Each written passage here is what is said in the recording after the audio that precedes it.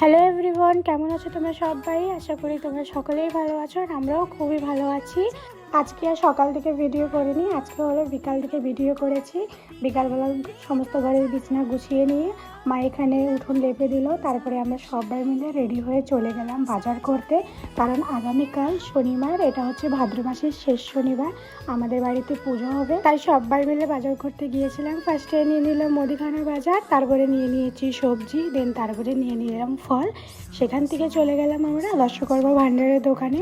এখানে আমরা দুই পুজোরই নিয়ে নিয়েছি, আর দুদিন পর বিশ্বকর্মা পূজা আছে, তাই বিশ্বকর্মা পূজারও সব কিছু নিয়ে নিই। বাইরে থেকে তেমন কিছু খেতে পারবো না দেখে শুধু খেয়ে নিয়েছিলাম আমরা কোল্ড ড্রিঙ্কস। বাড়িতে এসে সব কিছু গুছিয়ে রাখলাম, আর আসতে প্রচুর লেট হয়ে গেছিলো দেখে রাত্রেবেলা আসার পথে সিঙ্গারা নিয়ে আসছিলাম। তারপরে মুড়ি মাখা করলাম, সবাই মিলে মুড়ি মাখা খেয়েছি। ভিডিওটি ভালো লাগলে অবশ্যই লাইক, কমেন্ট অ্যান্ড চ্যানেলটাকে সাবস্ক্রাইব করে দিও। বাই।